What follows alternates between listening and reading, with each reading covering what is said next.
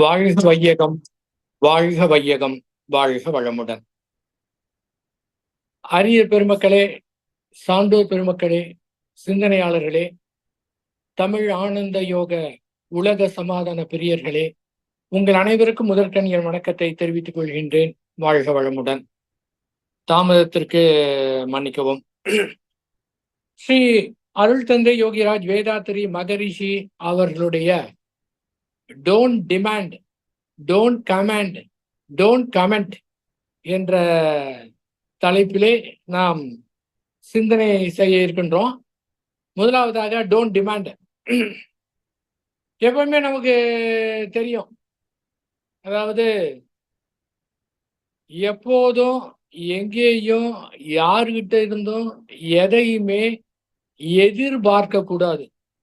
மகரிஷி அவங்களுடைய பேசிக் தத்துவமே அதுதான். யாருகிட்ட இருந்து எதையும் எதிர்பார்க்க தேவையில்லை, கடவுள்கிட்ட இருந்து எதிர்பார்க்க தேவையில்லை, கடவுள்கிட்ட கூட வேண்டக்கூட தேவையில்லை. ஏனென்றால் செயல் விளைவு தத்துவத்தை நாம் புரிந்து கொண்டோம் என்றால் ஒரு விளைவு நமக்கு வேண்டும். ஒரு விளைவு நமக்கு வேண்டும்.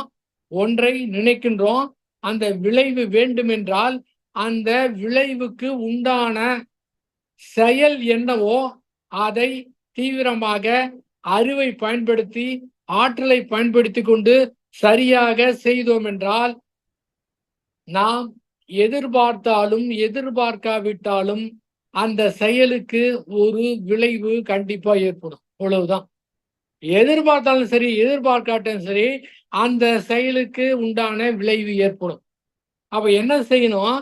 அந்த ஒரு விளைவு வேண்டும் என்றால் அந்த செயலுக்கு எப்படியெல்லாம் செய்யணும், எந்த மாதிரி செய்யணும், எப்படி திறம்பட செய்யணும், எப்படி ஆற்றலை வளர்த்து கொண்டு செய்ய வேண்டும். நம்முடைய அறிவு பற்றாக்குறை ஏற்பட்டால் அந்த செயல்ல எப்படி எக்ஸ்பர்ட் யார் இருக்கிறாங்க, எங்க இருக்கிறாங்க, எப்படி இருக்கிறாங்க, எப்படி தொடர்பு கொண்டு அதை வெற்றிகரமாக முடிப்பது அப்படிங்கிற முறையில முனைந்து செயல்பட்டோம் என்றால் அதுக்குண்டான விளைவை யாரும் மறுக்க முடியாது, யாரும் மறைக்க முடியாது. இவ்வளவுதான் விஷயம். நாம் எதிர்பார்த்து கொண்டிருக்கிற காரணத்தினாலதான் ஏமாற்றமே ஏற்படுது. எதிர்பார்ப்பு என்று ஒன்று இல்லை என்றால் ஏமாற்றம் என்பது ஏற்படுவதற்கு வாய்ப்பே கிடையாது. எதிர்பார்த்தோம் என்றால் ஏமாற்றம் தவிர்க்க முடியாதது. அப்பொழுது ஏமாற்றம் வேண்டாம் என்றால் எதிர்பார்க்காமல் இருக்கலாம். எப்படி பார்க்காமல் இருக்கிறது அப்படின்னு பல முறை பல பேர்கிட்ட பல பேர் கேட்டிருக்கிறாங்க. கணவன் மனைவியிடத்திலே, மனைவி கணவனிடத்திலே, பெற்றோர்கள் குழந்தையிடத்திலே, குழந்தைகள் பெற்றோரிடத்திலே எப்படி எதிர்பார்க்காமல் இருக்க முடியும் என்று கேட்பார்கள். ஆனால் யார் வேணாலும் எதிர்பார்த்துட்டு போறாங்க. நாம் எதையுமே எதிர்பார்க்காமல் நம்முடைய கடமையை மட்டும் செய்யணும். அவங்களுக்கு உண்டான கடமை என்னவோ அந்த கடமையை நாம் செய்ய வேண்டும். குடும்பத்திற்கு, சமுதாயத்திற்கு, ஊருக்கு, உலகத்திற்கு என்ன செய்ய வேண்டுமோ அதை கூட ஒரு புகழுக்காகவோ பொருளுக்காகவோ எதிர்பார்க்காமல் நம்முடைய செயலை செய்து கொண்டே இருக்க வேண்டியதான். இந்த இடத்துல என்னன்னா செயல் செயல் செயல். அந்த மாதிரி செயலை செய்து கொண்டே இருக்க முடியுமான்னா தெளிவாக நாம் புரிந்து கொண்டோம் என்றால் செயலில் தான் நாம் கவனம் செலுத்தணுமே தவிர கற்பனையானதுக்கு எங்கேயுமே நாம் போகவே தேவையே கிடையாது. ஏனென்றால் அந்த செயல் விளைவு தத்துவமும் அந்த செயலுக்கு விளைவாக இறைநிலைங்கிறது தனியாக இருந்து கொண்டு கொடுப்பது கிடையாது. செயலிலே விளைவாக தொக்கி நிற்பதே அந்த இறைநிலைதான். அதனால எதையுமே எதிர்பார்க்காமல் இருந்தால் போதும். யாரொருவர் எதிர்பார்க்காமல் இருக்கின்றார்களோ, அதாவது என்னுடைய குடும்பத்திற்குன்னா யார் வேணாலும் இருக்கலாம். இவர்களுக்கு நான் என்ன செய்ய முடியும், இவர்களுக்கு நான் என்ன செய்ய முடியும் அது மட்டும் இல்லாம அதாவது தன்னை கெடுத்துக்கிட்டு செய்யணுங்கிறது கிடையாது. அதாவது நம்முடைய உடல் வலு, அறிவு, புகழ், அதிகாரம், கல்வி இப்போது as it is எப்படி இருக்குதோ, எந்த அளவுக்கு இருக்குதோ, இதற்காக நான் இதை வளர்த்து கொண்டு அது கிடைச்சா இது கிடைச்சா அப்புறம் செய்வேன்னு கிடையாது.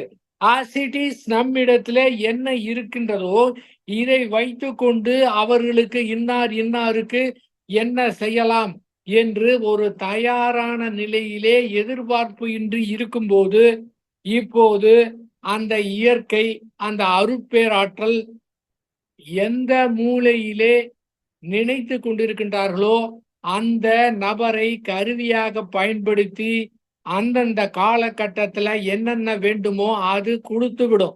அதாவது நம்ம கிட்ட இல்லேன்னு நினைக்க தேவையில்லை. என்கிட்ட பணம் இல்லையே, இந்த மாதிரி கஷ்டப்படுறாங்க, அவங்க உதவி செய்யறதுக்கு பணம் இல்லையே அப்படின்னு வருத்தப்பட தேவையில்லை. என்ன இருக்கின்றதோ இருக்கிறதை கொண்டு, இருப்பதை கொண்டு இவர்களுக்கு என்ன செய்யலாம், இவர்களுக்கு என்ன செய்யலாம் என்று ஒரு தயாரான மனநிலையிலே இருக்கும்போது இப்போது ஒன்றுமே இல்லாமல் இருக்கலாம். ஆனால் அந்த மூளைய, அந்த நபரை இயற்கை கருவியாக பயன்படுத்தி அந்தந்த நேரத்துக்கு என்ன ஆற்றல் வேண்டுமோ, என்ன திறமை வேண்டுமோ, என்ன பணம் வேண்டுமோ, என்ன கல்வி வேண்டுமோ, என்ன அறிவு வேண்டுமோ அது அத்துணையுமே கொடுக்க ஆரம்பிச்சிடும். இது வெரி சிம்பிள். இந்த இடத்துல மற்றவர்களுக்கு உதவணும், மற்றவங்க துன்பத்தை போக்கணும் அப்படிங்கிற எண்ணம், அந்த உணர்வு மட்டுமே இருந்தால் போதுமானது. வேற எதுவும் தேவையே இல்லை. as it is என்ன இருக்கின்றதோ அதை பயன்படுத்தி கொடுக்கலாம் என்றபோது அது இயற்கை வாரி வழங்க ஆரம்பிச்சிடும். அதற்கு பதிலாக நாம் இவர் நமக்கு இதை செய்ய வேண்டும், அவர் நமக்கு இதை செய்ய வேண்டும் என்ற ஒரு எதிர்பார்ப்பு நிலையிலே இருந்தோம் என்றால் சாதாரணமாக ஒரு மனிதனுக்கு எந்த அளவுக்கு ஆற்றல் இருக்குமோ, சாதாரண எதுவுமே இல்லாம ஒவ்வொரு மனிதனுக்கும் அளப்பரிய ஆற்றல் இருக்கின்றது. இந்த மாதிரி எதிர்பார்க்கும் போது அந்த ஆற்றல் குறைய ஆரம்பித்து விடுகின்றது. பாருங்க, பெருகலைன்னா கூட பரவாயில்ல, அது என்ன ஆகுது, குறைய ஆரம்பிச்சிருது. இருக்கிற ஆற்றலே குறைய ஆரம்பிச்சிருதுங்க, எதிர்பார்க்கிற காரணத்தினாலே. அப்ப எதிர்பார்க்காத காரணத்தினாலே எல்லா ஆற்றலும் கிடைக்கும். அதே போன்று ஒருவருடைய மனம் போல ஒருவருடைய மனம் இருக்காது. ஒரு நேரத்துல இருக்கிற மாதிரி ஒரு நேரத்துல இருக்காது. எப்பவுமே செய்து கொண்டு இருப்பாங்கன்னு சொல்ல முடியாது. அந்த நேரத்துல அவங்களுடைய மனநிலை எப்படி இருக்கும் அப்படின்னு சொல்ல முடியாது. அதனால எதிர்பார்ப்பு ஏமாற்றத்தை தான் கொடுக்கும். ஒவ்வொரு மனிதனுக்கும் மனம் இருக்கின்றது, உணர்வு இருக்குது, எத்தனையோ விதமான உணர்வு நிலை இருக்கின்றது. நம்மோடு அதே அலை நீளத்துல இருக்க முடியுமான்னு சொல்ல முடியாது. அப்படியே ரொம்ப பேர் இருந்தார்கள் என்றாலும் எல்லா நேரமும் இருப்பார்களா என்று அதையும் சொல்ல முடியாது. அதனால எதிர்பார்க்காமல் தான் இருக்க வேண்டும். நிச்சயமா எதிர்பார்த்தோம் என்றால் ஏமாற்றம் என்பது அது இயற்கை. நீங்கள் ஏமாற்றம் இல்லாமல் இருக்க வேண்டும் என்றால் இதுதான் ஃபாலோ பண்ணணும், இதுதான் சிஸ்டம், இதுதான் செயல்வழி தத்துவம், இதுதான் இயற்கை. இதை புரிந்து கொண்டாலே போதுமானது. இருக்கக்கூடிய நிலை நல்ல நிலை, அற்புதமான நிலை. தியானத்திலே ஏதேனும் நாம் எதிர்பார்த்தோம் என்றால் கூட அது ஏமாற்றத்தை கொடுக்கும். நீங்க செய்ய வேண்டியது செய்யுங்க, சரியா செய்யுங்க. நல்லா தியானம் பண்ணுவோம், நல்லா தற்சோதனை செய்வோம். இதுக்கு விளைவு ஏற்படுமா, ஏற்படாதா? எதற்காக அந்த நிலைக்கு போகணும், இந்த நிலைக்கு போகணும் அப்படின்னு எதிர்பார்க்கணும்? அப்படி எதிர்பார்த்தோம் என்றால் நாம் இலக்கு அமைத்து ஒரு நிலையை எதிர்பார்த்து அதற்கு பாடுபட்டோம் என்றால் அந்த இலக்கை அடைந்து விடலாம். ஆனால் அந்த இலக்கை அடைந்து விட்டதுக்கு பிறகுதான் தெரியும் நமக்கு வேண்டியது இது கிடையாது அப்படிங்கிறது. அதன் பிறகுதான் புரியும். அடுத்த இலக்கு அமைக்கலாம், போய்கிட்டே இருக்கலாம். ஏமாற்றம் தான் கிடைக்கும். அப்படியே நாம் பிக்ஸ் பண்ண இலக்கு அடைந்து விட்டோம் என்றால், அந்த நிலையை அடைந்து விட்டோம் என்றால், அந்த நிலையை தக்க வைப்பதற்கு போராட்டம் நடத்த வேண்டியிருக்கும். இப்போது மனம் போராட்ட களமாகி விடுகின்றது. நிறைவு என்பது கிடைக்காமல் போய்விடுகின்றது. எதை அடையணுமோ அதை தக்க வைக்கிறதுக்கே நீங்க போராடணும். ஆனால் இருக்கக்கூடிய நிலை உயர்ந்த நிலை. நாம் இப்போது எதை தெரிந்து வைத்திருக்கின்றோமோ, எவ்வளவு தெரிந்து வைத்திருக்கின்றோமோ, அதுதான் உயர்ந்த நிலை என்று தேடுதலை நிறுத்திவிட்டோம் என்றால், இப்போது ஏன்னா நீங்க ஃபுல் ஸ்டாப் வச்சிட்டீங்கன்னா போதும். தேடுதலை நிறுத்திவிட்டு ஏன் கேட்டீங்கன்னா, எல்லாமே நம்மிடத்திலே இயல்பாக இருக்கின்றது. அது எது வேணாலும் வச்சுக்கோங்க. அது ஞானமா இருக்கட்டும், விடுதலையா இருக்கட்டும், முக்தியா இருக்கட்டும். நீங்க என்ன பேர் வேணாலும் வச்சுக்கோங்க. எந்த நிலை வேணாலும் வச்சுக்கோங்க. இல்ல இல்லாத பேர் வேணாலும் வச்சுக்கோங்க. அதுதான் நிறைவான நிலை என்பது, அது நம்மிடத்திலே இயல்பாகவே ஆல்ரெடி இருக்கின்றது. அதை புரிந்து கொள்ளாமல் தேடிக்கொண்டே இருந்தால் தேடுதல் நீண்டு கொண்டே இருக்கும். எப்போது தேடுதல் நிற்கும்? அத்துணை ஞானியர்களும் அத்துணை மகான்களும் தேடி தேடி ஒரு குறிப்பிட்ட காலகட்டத்திலே இயற்கையிடம் தோற்று போய் தன்னுடைய மனதினிடத்திலே தோற்று போய் உண்மையை அந்த தோற்றதை ஒத்துக்கொண்ட நிலையிலே அடுத்த வினாடி தங்களிடத்திலே இருப்பதை அவர்கள் தெரிந்து கொண்டார்கள். யாரை வேணாலும் நீங்க எடுத்து பாருங்க. உங்களுக்கு எத்தனை மகான்கள் இருக்கின்றார்களோ, உங்களுக்கு தெரிந்தவர்கள் எத்தனை பேர் இருக்கின்றார்களோ, எத்தனை ஞானியர் இருக்கிறார்களோ, அத்துணை பேரும் எடுத்து பார்த்தோம் என்றால், அத்துணை பேரும் கடுமையாக உழைத்து போராடி குறிப்பிட்ட நிலைக்கு பிறகு ஒன்றுமே செய்ய வேண்டாம் என்று முடிவு செய்த உடனேயே எங்கே போய் சேர வேண்டுமோ அந்த இடத்திற்கு அவர்கள் சென்று விட்டார்கள். அப்ப அதை கூட எதிர்பார்க்க தேவையில்லை. ஏன் எதிர்பார்க்க தேவையில்லை என்றால், நம்முடைய இயல்பே அதுவாக இருக்கின்றது, நம்மிடத்திலே இருக்கின்றது. வேறு எங்கும் தேட தேவையில்லை, போக தேவையில்லை, ஓட தேவையில்லை, வாட தேவையில்லை, எந்த சோறும் தேவையில்லை. ஆல்ரெடி நம்மிடத்திலே இருக்கின்றது. அப்ப தேடுதலை நிறுத்தினாவே, தேடுதல்ங்கிற எதிர்பார்ப்பை நிறுத்திட்டோம்னா தெளிவாக நாம் இருக்கக்கூடிய நிலை உயர்ந்த நிலை. எப்படிங்க நான் இருக்கிற நிலை உயர்ந்த நிலைன்னு சொல்றீங்க? எனக்கு தான் தெரியும் எந்த நிலையில இருக்கிறோம் அப்படின்னு. என்னிடத்திலே எவ்வளவு நாள் தியானம் செய்தாலும் எந்த மாதிரி உணர்வுகள், எந்த மாதிரி எண்ணங்கள் எப்படியெல்லாம் வருகின்றது எனக்கு தான் தெரிகின்றது. அந்த மாதிரி இருக்கும்போது இந்த களங்கத்தை வைத்துக்கொண்டு, இந்த குற்ற உணர்வை வைத்துக்கொண்டு எப்படி தூய்மைப்படுத்தாமல் நான் நல்ல நிலையிலே இருக்கின்றேன் என்று சொல்ல முடியும்? அகத்தை பொறுத்தவரை தூய்மைப்படுத்தவே தேவையில்லை. அது தன்னைத்தானே தூய்மைப்படுத்திக் கொள்ளும். இயற்கை இருக்கின்றது. இந்த மாதிரி கோடானு கோடி சூரிய குடும்பங்களை உற்பத்தி செய்தது, பூமியை உற்பத்தி செய்தது, மனிதனை உற்பத்தி செய்தது, மனித மனதை உற்பத்தி செய்தது, அதனுடைய உணர்வுகளை உற்பத்தி செய்தது. இது அத்துணையுமே இயற்கை. இயற்கை நம்முடைய கட்டுப்பாட்டிலே கிடையாது.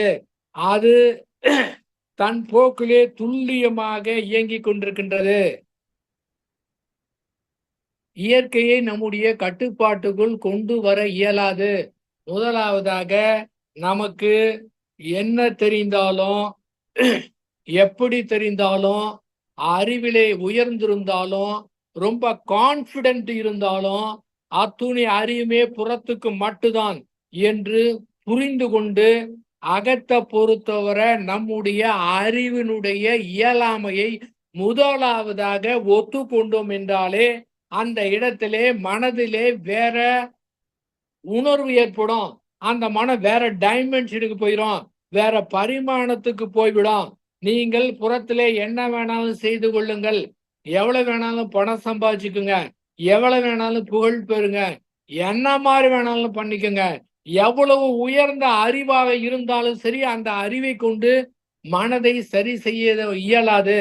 மனது நம்முடைய கட்டுப்பாட்டிலே கிடையாது.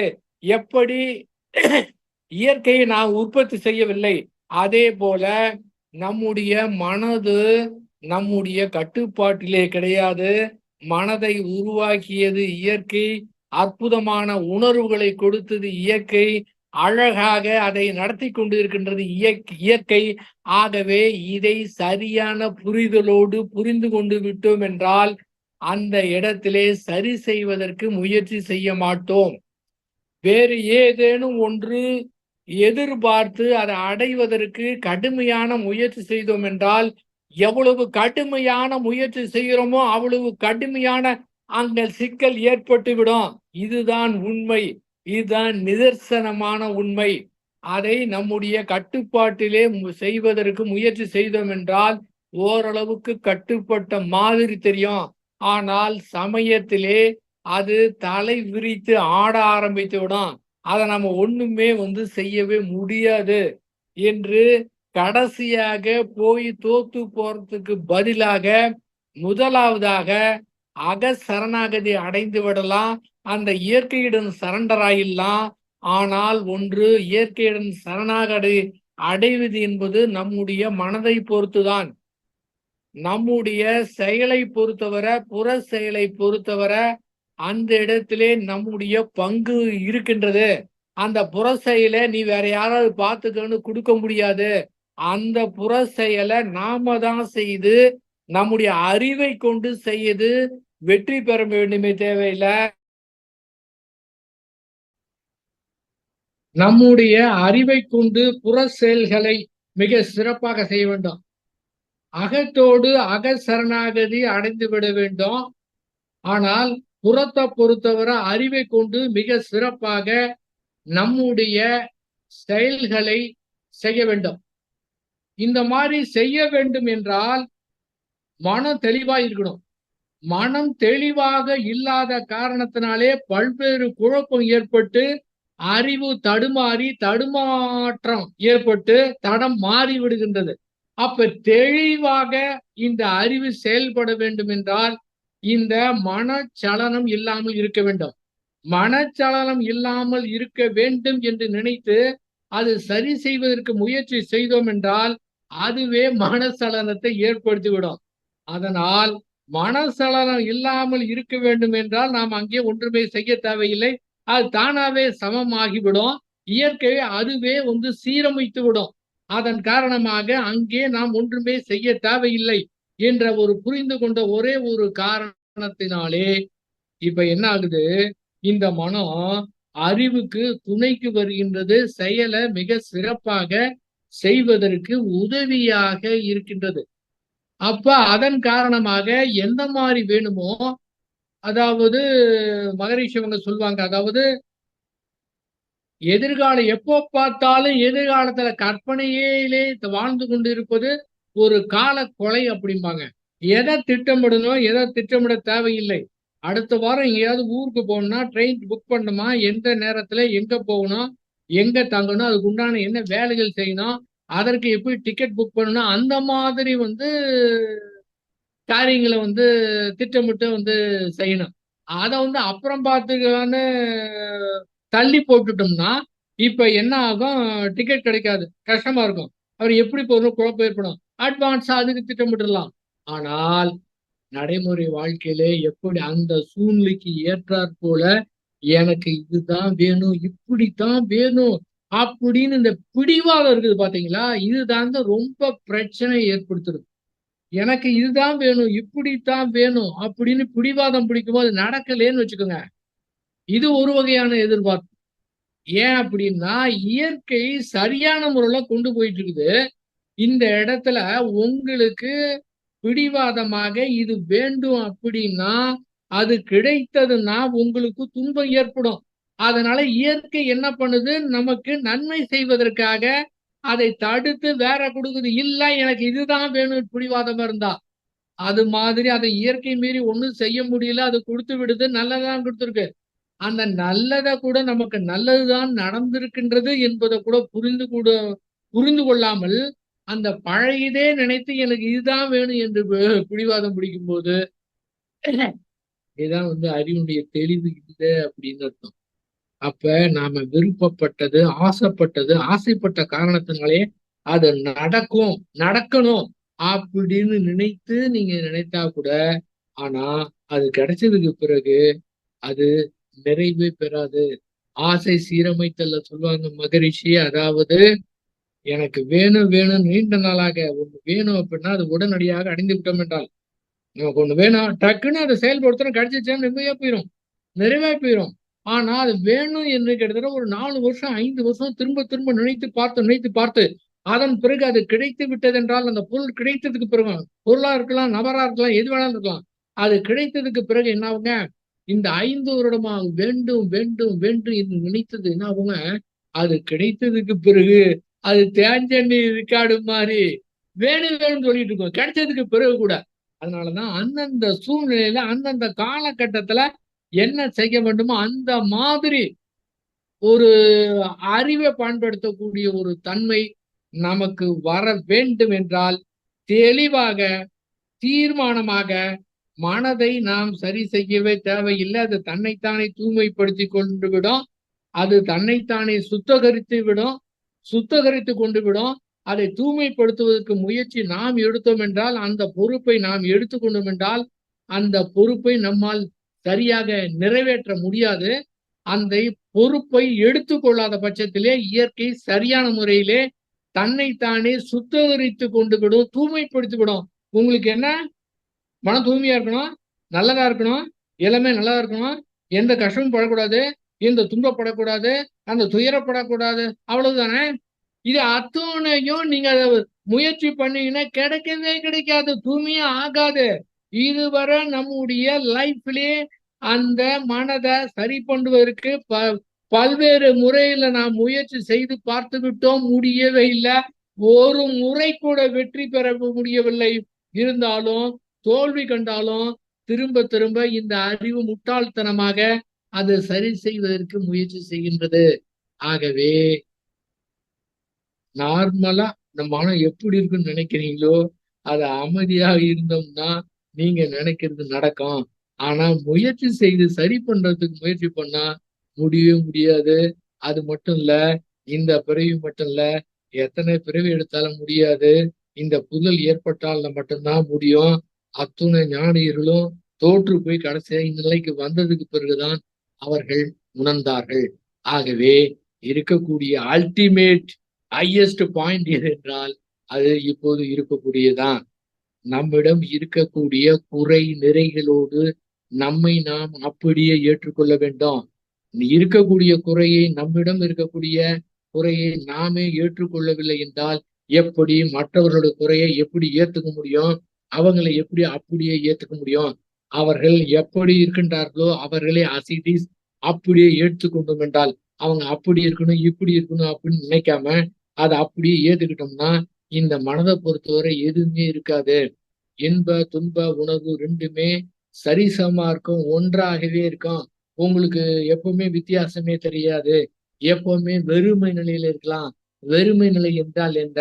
அந்த புத்தர் போலி மரத்தடியிலே போய் அமர்ந்தார் பார்த்தீங்களா, தோல்வியுற்ற நிலையிலே ஒண்ணுமே செய்ய முடியவில்லையே என்று தன்னுடைய அறிவினுடைய இயலாமையை ஒத்துக்கொண்டு போய் உட்கார்ந்தார் பார்த்தீங்களா, அந்த இடத்திலே அந்த மனம் கிடைத்தது பார்த்தீங்களா, அந்த ஞானம் கிடைத்தது பார்த்தீங்களா, அந்த அந்த வெறுமை தன்னுடைய மனதை போய் எட்டி பார்க்கறது.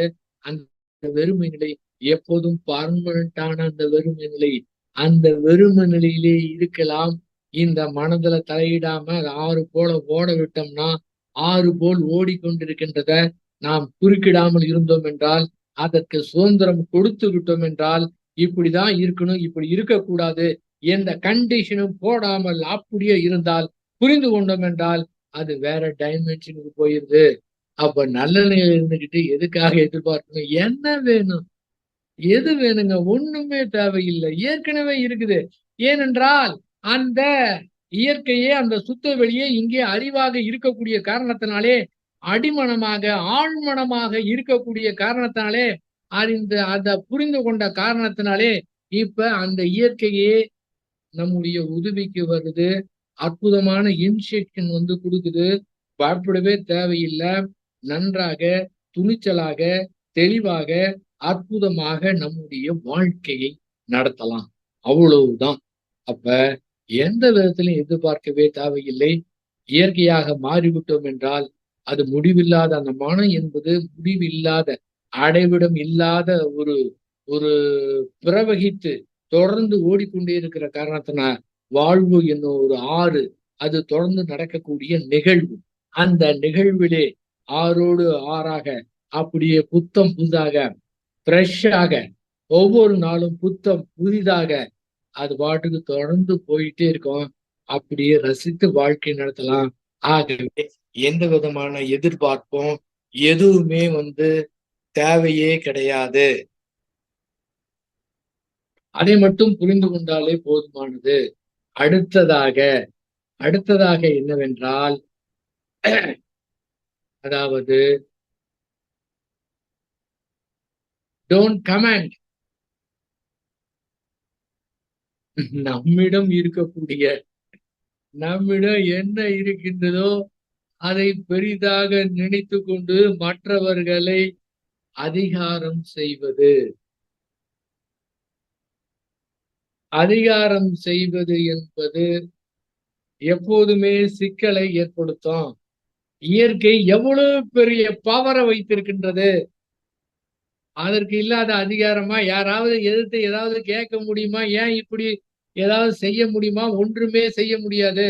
ஆனால் இயற்கை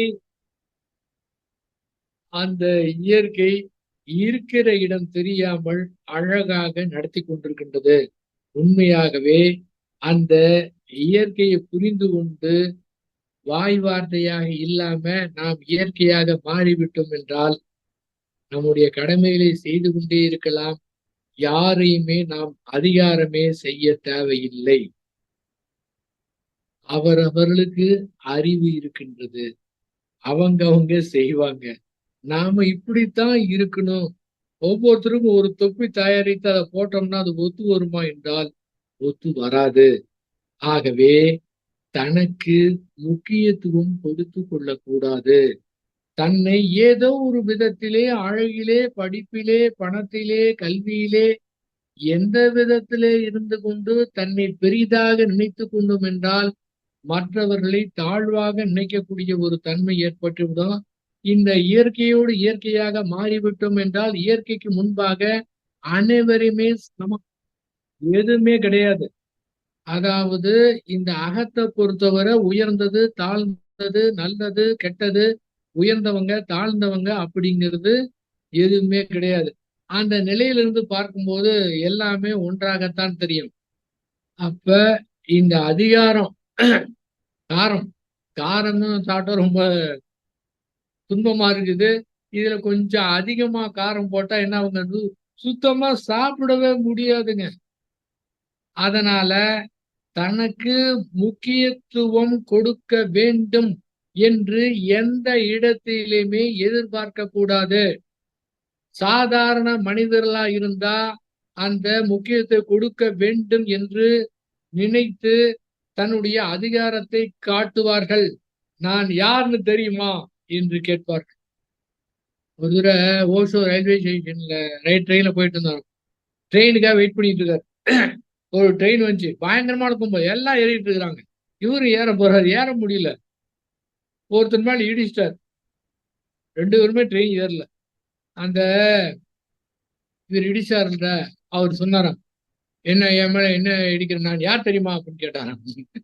உடனே இந்த ஓஷோவுக்கு இருக்கக்கூடிய லொல்லு இருக்கு பார்த்தீங்களா, என்ன பண்றா, உடனே இவருடைய இது பெட்டி இருக்குல்ல, அந்த பெட்டியை நிமித்து வச்சு, ஐயா நீங்க இதுல உட்காருங்க, இதுவரை நான் யாருன்னு தெரிஞ்சுக்கல, நீங்க நான் யாருன்னு தெரிஞ்சுக்கிட்டீங்க, கொஞ்சம் எனக்கு சொல்லுங்க அப்படின்னு கீழே உட்காந்துட்டாராம். அவரு சரியான பைத்தியம் மாட்டுக்கு அப்படின்னு நினைச்சு போயிட்டாராம். அந்த மாதிரி நம்ம இயற்கையோடு இயற்கையாக மாறிவிட்டோம் என்றால், நம்மை பற்றி தெளிவாக தெரிந்து கொண்டு விட்டது என்றால் யாருக்குமே நாம நிரூபிக்க தேவையே கிடையாது. முக்கியத்துவம் கொடுக்க தேவையில்லை. அது யாரா இருந்தாலும் சரி, அது குடும்பத்துல கூட மற்றவர்கள் நமக்கு முக்கியத்துவம் கொடுக்க வேண்டும் என்று நினைக்காமல் நாம மற்றவர்களுக்கு முக்கியத்துவம் கொடுங்க. அது யாரா இருந்தாலும் சரிங்க, ஆபீஸ்ல எப்படியா இருந்தாலும் சரி. அந்த மாதிரி இருக்கும்போது பாத்தீங்கன்னா நம்மை வெல்வதற்கு எங்கேயுமே கிடையாதுங்க. ஆனா இந்த மாதிரி எதிர்பார்ப்போடு இருக்கக்கூடாது.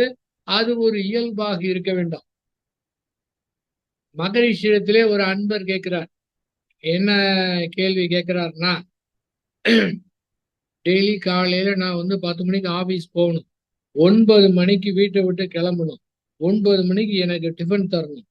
அவங்களுக்கு நல்லாவே தெரியும் நான் எனக்கு 9 மணிக்கு டிஃபன் தரணும்னு. 9 மணிக்கு ரெடி பண்ணவே மாட்டேங்கிறாங்க. எனக்கு கோபம் வருமா வராதா? இதற்கு என்ன செய்யலாம்? மகரிஷியுடைய பதில், அதாவது 9 மணிக்கு கிளம்புனா இப்போது அங்கே உங்களுடைய பங்கு என்னவாக இருக்கிறது? நீங்க சரியான நேரத்துல காய்கறி வாங்கி கொடுத்தீங்களா? டெய்லி அவங்க செய்யறாங்க. இன்றைக்கு ஏதோ ஒரு காரணத்தினால லேட் ஆயிருக்கும். இதற்கு கோபம் கொள்ள தேவையில்லை. என்ன பண்ணணும்? பரவாயில்லம்மா, இன்னைக்கு லேட் ஆனா பரவாயில்ல, நான் கேன்டீன்ல சாப்பிட்டுக்கிறேன் அப்படின்னு போயிடணும். முடிஞ்சு போச்சு. இவ்வளவுதானே. அப்ப அங்க என்ன தனக்கு முக்கியத்துவம் கொடுக்கணும். என்ன என்றால், அவங்க ஒரு ஹவுஸ் ஒய்ஃபாக இருந்தார்கள் என்றால், நான் சம்பாதிக்கின்றேன் என்ற ஒரு எண்ணம் இருக்கும்போது தனக்கு முக்கியத்துவம் கொடுக்கணும். இதுல 2 பேரும் வேலை பார்த்தா கூட எனக்கு சமைக்க தெரியாது, அதுவும் நீ தான் செய்யணும், அதுவும் சமைச்சிட்டு நீயும் கிளம்பிட்டு பொருத்தமா எனக்கு கொடுக்கணும் அப்படிங்கும் போதும் அந்த இடத்திலேயும் ஒரு ஆணாதிக்கம் ஏற்படுது. தனக்கு முக்கியத்துவம் கொடுக்க வேண்டும் இருக்கின்றது. 2 பேர் வேலை பார்க்குறாங்கன்னா, தனக்கு சமைக்க தெரியவில்லை என்றால் சமைக்க கத்துக் கொடுக்கணும். அதாவது சமைக்க கத்துக்கணும். அப்படி கற்றுக்கொள்ள முடியவில்லையாற்றால் கூட அங்கே கூட இருந்து உதவி பண்ணணும். முழுமையாக தனக்கு முக்கியத்துவம் கொடுக்கணுங்கும் போது அந்த சிக்கல் ஏற்படுகின்றது. இதே கேள்வியை ஸ்ரீ பகவத் ஐயாட்ட கேட்டாங்க. அவரு என்ன சொன்னாரு? ஏங்க நீங்களே சமைச்சிருங்களேன்னாரு. அவரு சொன்னாரு, அது சரி, நான் சமைச்சேன்னா பர்மனண்டா நானே சமைக்கிற மாதிரி ஆயிடுச்சா, என்ன பண்றது அப்படின்னு கேட்டாரு. அவருக்கு மகரி சொன்ன பதிலே தான் அவரும் சொன்னாரு. பரவாயில்லம்மா, இன்னைக்கு நான் கேன்டீன்ல சாப்பிட்டுக்கிறேன்னு போயிடணும். நீங்கள் உங்களுக்கு முக்கியத்துவம் கொடுக்க வேண்டும் என்று நினைத்து செயல்பட்டால்தான் இந்த சிக்கல் ஏற்படும். உங்களுக்கு முக்கியத்துவம் கொடுக்காமல் நாமும் இந்த குடும்பத்துல ஒரு அங்கினர், எல்லாரும் ஈக்குவல், நாமும் நம்ம முடிஞ்சதை செய்யலாம் அப்படின்னு நாம முக்கியத்துவம் நமக்கு கொடுத்துக்காம அவர்களுக்கு முக்கியத்துவம் கொடுத்து பரவாயில்ல, அவங்கதான் உயர்ந்தவங்க அப்படின்னு அவர்களுக்கு முக்கியத்துவம் கொடுக்கும்போது இந்த அதிகாரம் என்ற பேச்சுக்கே கிடையாது. அந்த அன்பு மட்டும்தான் இருக்கின்றது. ஆகவே எல்லாமே சரியாக போகும். அப்படி எப்படியே இருந்தாலும் சரி, இந்த வேதாத்திரி மகரிஷி அவர்கள் சீடர்கள் என்றால் உலகத்துக்கு தொண்டு செய்யணும் அப்படின்னு விரும்புனாங்கன்னா, உலகத்துக்கே தொண்டு செய்யணும் அப்படின்னு விரும்புறவங்க இந்த வீட்டுக்காக, நம்முடைய வாழ்க்கை துணைக்காக, குழந்தைகளுக்காக ஏன் செய்யக்கூடாது? ஏன் மத்தவங்க செய்யணும்னு சொல்லணும்? அப்ப உலகத்துக்கே தொண்டு செய்யறப்போ நமக்காக, நம்ம மேல அன்பு வைத்திருக்கிறவங்க, நமக்காகவே வாழ்கின்ற, நம்ம மேல முழுமையான அன்பு செய்கிறவர்களுக்காக ஏன் முக்கியத்துவம் கொடுத்து அந்த வேலையை செய்யக்கூடாது? ரொம்ப பேர் அந்த முக்கியத்துவம் கொடுப்பது கிடையாது. ஏனென்றால் தான் தான் பெரிய ஆளுங்கிற எண்ணம் காரணம், அந்த அதிகாரம் இருக்கக்கூடிய காரணத்தால அவர்களுக்கு முக்கியத்துவம் கொடுக்கிறது கிடையாது. அவர்களுக்கு முக்கியத்துவம் கொடுக்கணும். அந்த குழந்தைகளுக்கு முக்கியத்துவம் கொடுக்கணும். அந்த பெற்றோர்களுக்கும் முக்கியத்துவம் கொடுக்கணும். நாம என்ன மாதிரி இருந்தாலும் சரி, வெளியில ஆபீஸ்ல பெரிய ஆளா இருந்தாலும் சரி, அந்த பெரிய ஆள் வெளியில தான் பெரிய ஆள், ஆபீஸ் தான் பெரிய ஆளு. அந்த ஆபீஸ்ல இருக்கிற பெரிய ஆள் வீட்டுல காண்பிக்க கூடாது. வீட்டை பொறுத்தவரை கணவன், குழந்தைங்களுக்கு அப்பா, பெற்றோர்களுக்கு மகன், அந்த முறையில இருக்குமே தவிர அங்க இருக்கிறத இங்க காண்பிக்கவே கூடாது. ஆக அதிகாரம் எந்த விதத்திலே இல்லாமல் இருக்க வேண்டும் என்றால் நம்மிடத்திலே அந்த முக்கியத்துவம் தரக்கூடாது. ஸ்ரீ வேதாத்திரி மகரிஷி அவங்க குறிப்பிடுவாங்க, எந்த அளவுக்கு நான் மேலே உயர உயர என்ன வர வேண்டும் என்றால் அந்த அதிகாரமோ தற்பெருமை வரக்கூடாது. எந்த அளவுக்கு உயிரை செல்கின்றோமோ அந்த அளவுக்கு நமக்கு பணிவு வர வேண்டும். பணிவு என்பது பணிவாய் இருக்கணும்னு நினைத்து கொண்டு அதை கொண்டு வருவது கிடையாது. அது இயல்பாக இருக்கணும். இயல்பா இருக்கணும். அதை யாருமே அது பாராட்டத்தை கூட தேவையில்லை, நம்ம பெருமைப்பட்டு கூட தேவையில்லை. அந்த மாதிரி அந்த ஒரு கேரக்டர் நம்முடைய இயல்பாக இருக்க வேண்டும். அதன் காரணமாக எதையுமே நாம் பிடித்து வைக்கக்கூடாது. எதையுமே எந்த இதுமே நம்மிடம் இருக்கக்கூடிய எதையுமே பிடித்து வைக்காமல் அது அவ்வப்போது அப்படியே ஓடிவிட்டது என்றால் அது அதை நிலை நிறுத்துவதே கிடையாது, தங்கி இருப்பதே கிடையாது, அது தேங்கி இருப்பதே கிடையாது. ஆகவே அந்த மாதிரி ஒரு அதிகார உணர்வு வராது. அடுத்தபடியாக டோன்ட் கமெண்ட்.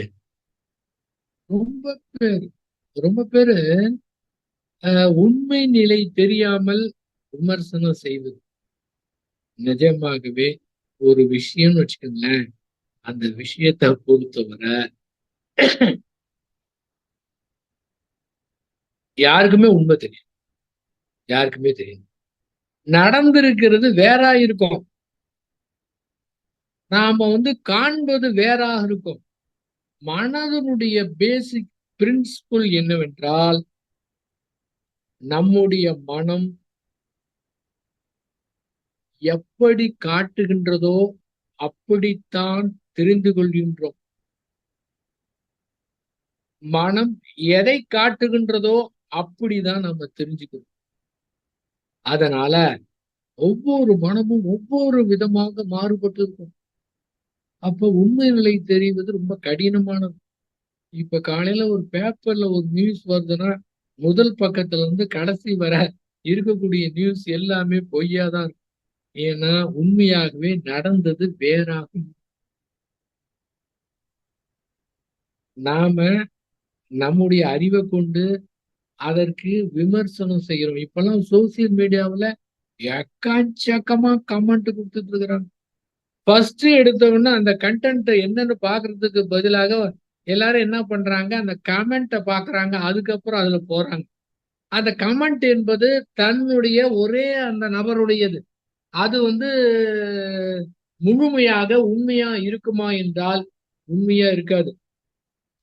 அது மட்டும் இல்லாம ஒரு அலுவலகத்திலேயோ ஒரு தொழில்துறையிலேயோ வேலை பார்க்கும்போது நாம் சரியான முறையில் செய்து அதை சரியாக மற்றவர்கள் புரிந்து கொள்ளாமல் அந்த கமெண்ட் கொடுக்கும்போது அது நம்மை அடையும் போது அது நமக்கு துயரமாக இருக்கின்றது.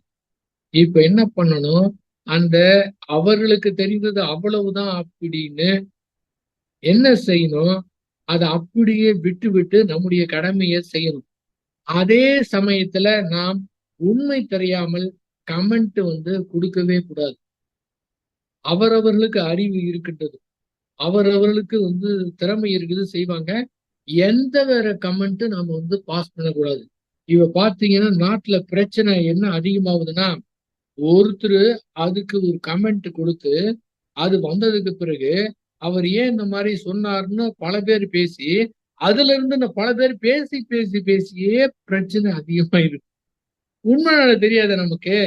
அது மட்டும் இல்லாம ஒருவர் ஒரு நல்ல குணத்தோடு இருக்கின்றார் என்றால் அந்த நல்ல குணத்தை பத்தி இன்னொருத்தர் சொன்னாங்க அப்படின்னா அதை கூட பெரிதா எடுத்துக்க மாட்டாங்க.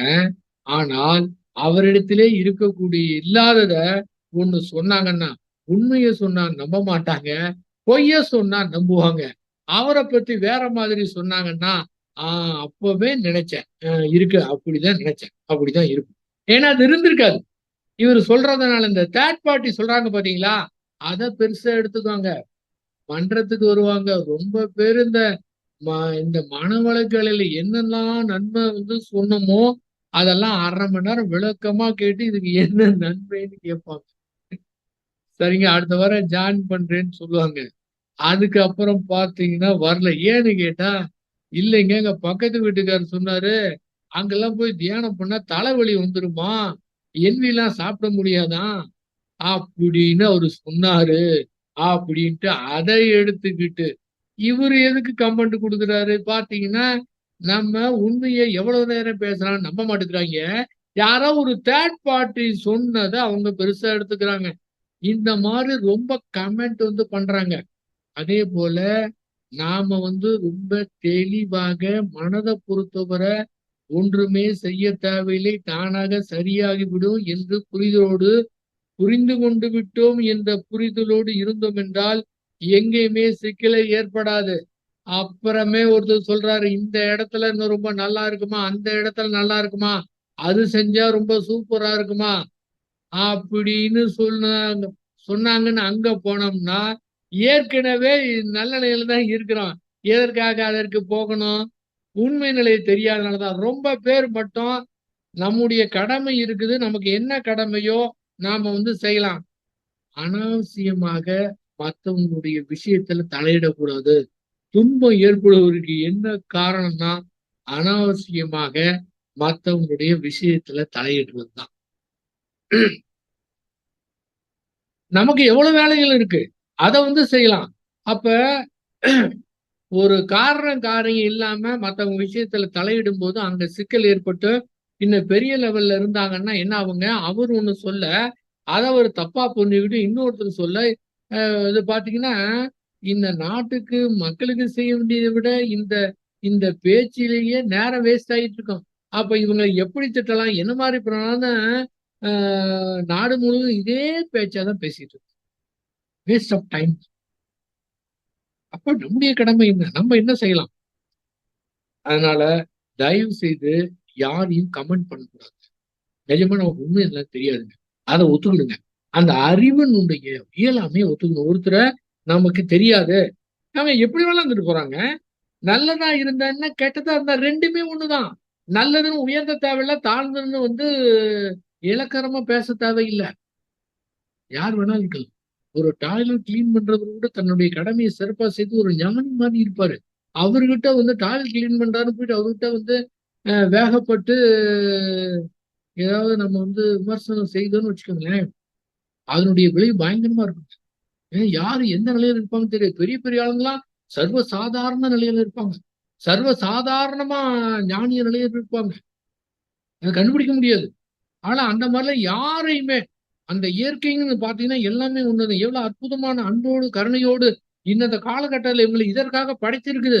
அப்ப எதையுமே நம்ம ஒரு தாழ்வாக நினைக்காம அப்படியே ஏற்றுக்கொண்டு எந்த விதமான கமெண்டோ விமர்சனமோ இல்ல வேற எதுவுமே அவங்களை மனது புண்படுற மாதிரி பேசவே கூடாது.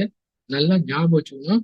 95% ஆன்மீகத்திலே இருக்கக்கூடிய மக்களும் சரி, ஆன்மீகத்திலே இல்லாத மக்களும் என்ன சொல்றாங்கன்னா, கேட்கிற கேள்வி, இந்த மாதிரி யாராவது சொல்லிட்டாங்கன்னா என்னுடைய மனது ரொம்ப கஷ்டமா இருக்கு, நான் என்னங்க பண்ணுவேன்னு கேக்குறாங்க. கரெக்ட்.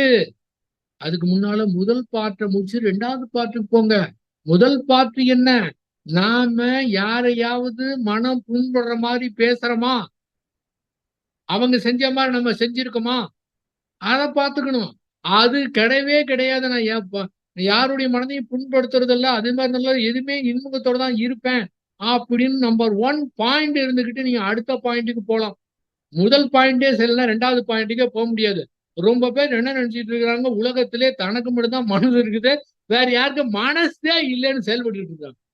எப்படி நம்முடைய மனம் இருக்கின்றதோ, எப்படி நம்முடைய மனதுக்கு உணர்வுகள் ஏற்படுகின்றதோ, அதே போல அத்துணை பேருக்கும் மனம் இருக்கின்றது, அத்துணை பேருக்கும் உணர்வு இருக்கின்றது என்று மதிக்கணும். அப்ப அனாவசியமாக விமர்சனமே கூடவே கூடாதுங்க. அது எந்த வகையிலுமே இருக்கக்கூடாதுங்க. அப்ப மனது ஆறு போல ஓட விட்டீங்கன்னா எல்லாமே நல்லா தெரியும். எங்கேயுமே நம்ம கமெண்ட் பண்றதுக்கு ஒன்றுமே கிடையாது என்று தெளிவாக நாம புரிஞ்சுக்கலாம். அப்ப நாட்டுல ரொம்ப பிரச்சனை ஏற்படுவதற்கு காரணம் சரியாக புரிந்து கொள்ளாதனால, அவங்க சரியா கூட சொல்லியிருக்கலாம், அதை வேறு மாதிரி திரித்து ஊடகங்கள்ல போய் கேள்வி கேட்டு அவங்க வாயை பிடுங்கி ஏதாவது ஒண்ணு அந்த பத்திரிகை விற்பனை செய்வதற்காக ஏதோ போடும். அப்ப உண்மை நிலை நமக்கு நிச்சயமாக தெரியாது என்பதை புரிந்து கொண்டு அந்த இயற்கையோடு இயற்கையாக மாறி அப்படி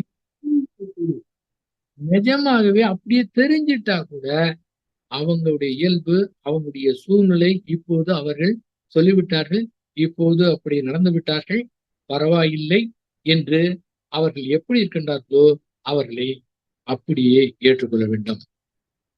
நிறைவாக போர் இல்லாத நல்லுலகம். போர் இல்லாத நல்லுலகம் என்பது எத்தனை மனிதரிடத்திலே அந்த மனதிலே அந்த வன்முறை உணர்வு ஏற்படுகின்றதோ அந்த வன்முறை உணர்வை தூண்டி செயல்படுத்துவது, இல்லை என்றால் அந்த வன்முறை வர வேண்டாம் என்று அதை தடுத்து நிறுத்துவது. இந்த ரெண்டுமே சிக்கல் ஏற்படுத்திவிடும் மனித குலத்திலே. ஆதரவு தெரிவிக்கும் போது அந்த அறிவு அங்கீகாரம் கொடுத்து இதை செய்யலாம் அதை செய்யலாம், சிறிது நாள் கழித்து இது தவறு கூட இல்லை என்று துணிச்சலாக செய்யக்கூடிய ஒரு தன்மை ஏற்பட்டுகின்றது. அதன் காரணமாக சமுதாயத்தில் துன்பம் ஏற்படுகிறது. இது வேண்டாம் என்று எதிர்க்கும் போது, அதை அடக்கி வைக்கும் போது, அது பல்வேறு வியாதியாக இன்னும் சமயம் பார்த்து கொண்டிருக்கும் போது அது செயலாக வளர்ந்து விடுகின்றது. அந்த வன்முறை உணர்வுக்கு, கோப உணர்வுக்கு, மனதில் ஏற்படக்கூடிய எந்த உணர்வுக்கும் ஆதரவும் தெரிவிக்காம, எதிர்ப்பும் தெரிவிக்காம, அப்படியே கண்டுகொள்ளாமல் விட்டு விட்டோம் என்றால் அதனுடைய ஆயுள் அரை வினாடி மறைந்துவிடும். ஃப்ரீயா இருக்கலாம். இதை தவிர ரெண்டு செஞ்சாலும் மேலும் மேலும் சமயத்துல குழப்பத்தை ஏற்படுத்தி, சிக்கலை ஏற்படுத்தி, அதன் விளைவாக மேலும் பதிவாகி அது போருக்கு போறக்கூடிய நிலைமையிலே விட்டது. ரஷ்யாவுக்கும் உக்ரைனுக்கும் 2.5 வருடமாக போர் நடந்து கொண்டிருக்கின்றது. 2.5 வருடத்திலே லட்சக்கணக்கான இளைஞர்கள் இறந்து விட்டார்கள். லட்சக்கணக்கான இளைஞர்கள் இறந்துவிட்ட காரணத்தினாலே அங்கே குழந்தை பிறப்பு சதவீதம் குறைந்து விட்டது. அதை அதிகப்படுத்துறதுக்கு என்ன பண்ணணும் அப்படின்னு ஊக்கத்தொகை கொடுக்கணும். இதுதாங்க இயற்கைக்கும் செயற்கைக்கும் இருக்கிற சிக்கல். இயற்கை அப்படியே இருக்கு, கரெக்டா இருக்கு. என்ன பண்ணணுமோ ஒரு ஆணை உற்பத்தி பண்ணா ஒரு 2-3 வருடம் கழித்து ஒரு பெண்ணை உற்பத்தி செய்து அவங்களுக்கு ஏத்த ஜோடி அப்படின்னு இந்த சூப்பர் கம்ப்யூட்டர், இந்த மெகா நெட்வொர்க் நடத்தி கொண்டிருக்கின்றது. இந்த இடத்துல இவன் போய் லட்சக்கணக்கான பேர் இறந்துட்டாங்களாம். நீ பேப்பர்ல போட்டு லட்சக்கணக்கான பேர் இளைஞர்கள் இறந்தால் என்ன ஆகும்? அங்க இருக்கக்கூடிய அந்த பெண்களுடைய நிலைமை என்ன, எப்படி இருக்கு பாருங்க. அப்ப போர்னால பல்வேறு சிக்கல்கள், பல்வேறு மன உளைச்சல் எத்தனையோ பேருக்கு எல்லாம் ஏற்படுதுங்க.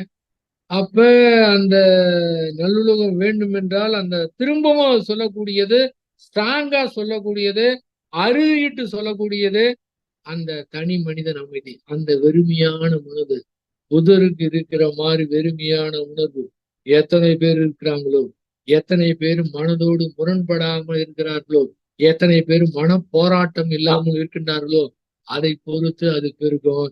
இல்லை என்றால் அந்த செயலொழிவு தத்துவத்துல வன்முறையும் துன்ப உணர்வும் இது நடந்து கொண்டுதான் இருக்கும். அடுத்ததாக போதை இல்லாத தமிழம். இப்பதான் போட போறாங்க. மது விளக்கு முழுமையாக வேண்டும், போதையில்லா தமிழகம் வேண்டும்னு போட்டிருக்கிறாங்க. இன்றைய தினமலர்ல தமிழ்நாட்டில் நடந்து வந்ததான்னு தெரியல, பெங்களூர்ல போட்டிருக்கிறாங்க. பெங்களூர் தினமலர் பேப்பர்ல, இன்றைய பேப்பர்ல இந்த போதை பொருளுக்கு உடந்தையாக 850 குடிகாரிகள் இப்போது உளவுத்துறையால் கண்டுபிடிக்கப்பட்டிருக்கின்றார்கள். எப்படி எப்படி போதை, எப்படி பொருள் எப்படி பெருகும், உறுதி இல்லாம 850 அதிகாரிகளாம். இது உண்மையா? சொல்ல முடியாது. அதிகமாக கூட இருக்கலாம். ஆனா இது உண்மையா இருக்கும். இதுல பொய்னே சொல்ல முடியாது. ஏன்னா பணத்திற்காக செய்யவங்க ரொம்ப பேர் இருக்கிறாங்க. பணம் எனும் பணம் படுத்தும் பாடு, பணம் என்னும் மாயை. அதுதான் அப்போவே சொல்லிட்டாரு. இந்த பணத்தையும் பாசத்தையும் ஒழிக்கவில்லை என்றால் உலக சமாதானம் ஏற்பதற்கு வாய்ப்பே கிடையாது. பணம் கிடைத்தது என்றால் நன்றாக இருக்கலாம் என்று இந்த போதைப் பொருளுக்கு துணை நின்றால் இந்த இளைஞர் சமுதாயம் என்ன ஆகும்? இப்ப இதுவரை இவ்வளவு நாளா தெரியும். 800 பேர் உதவி பண்ணியிருக்கிறாங்கன்னு தெரியாது, கம்மி. இன்னும் ரொம்ப அதிகமா கூட இருக்கும். ஏன்னா ரொம்ப பேர் சொன்னா இன்னும் ரொம்ப கேவலமா நினைப்பாங்க கவர்மெண்ட் பத்தின்னு. இது வந்து வெளியில கூட சொல்ல மாட்டாங்க. இவங்க பேப்பர்காரன் எங்கேயோ கண்டுபிடிச்சு போட்டுருக்கு. அவ்வளவு பேர் உதவி இல்லாம இவ்வளவு எல்லாம் நடமாட்டம் இருக்கவே இருக்காது. அப்ப இளைஞருடைய நிலைமை என்ன ஆகும்? அப்ப இந்த பணத்துக்காக எதை வேணாலும் செய்யலாம். பணம் இருந்தா நம்ம சந்தோஷமா இருக்கலாம் அப்படின்னு ஒரு மாய வலையில சிக்கி அந்த இதே கண்டினியூஸ் தன்னுடைய வாரிசுகளுக்கு இந்த பணம் வேண்டுங்கிற பாச வலையிலையும் சிக்கி மேலும் மேலும் தப்பி பண்ணிக்கிட்டே இருக்கிறாங்க. அவங்களுக்கு எல்லாம் எப்படிதான் உணர்த்துவோ தெரியல. நாம முயற்சி செய்வோம், உணர்த்துவோம், நம்முடைய இளைஞர்களை மீட்டெடுப்போம். போதையில்லா தமிழகம்னு இப்பதான் அவங்க சொல்லியிருக்காங்க. உள்துறை அமைச்சரும் போதை இல்லாத இந்தியா ஏற்படுத்தும் அவரும் சொல்லி இருக்கிறாரு. தொடர்ந்து நம்ம சிந்தனை பண்ணோம், நம்முடைய ஆற்றலை கொடுப்போம். பேச்சு இல்லாம செயலாக நம்முடைய இளைஞர்களை நமக்கு தெரிந்ததெல்லாம் எப்போது அவங்க கற்றுக்கொள்வார்களோ அந்த இடத்துல கற்றுக் கொடுத்து, கேட்காவிட்டாலும் பரவாயில்ல திரும்ப திரும்ப சொல்லி அவர்களை மீட்டெடுத்து அதிலே செல்ல விடாமல் தடுத்து அந்த போதை இல்லாத தமிழகத்தை நாம் உருவாக்குவோம் என்று கூறி வாய்ப்பளித்த உங்கள் அத்துணை பேருக்கு நன்றி கூறி அமைகின்றேன். வாழ்க வையகம், வாழ்க வையகம், வாழ்க வளம்.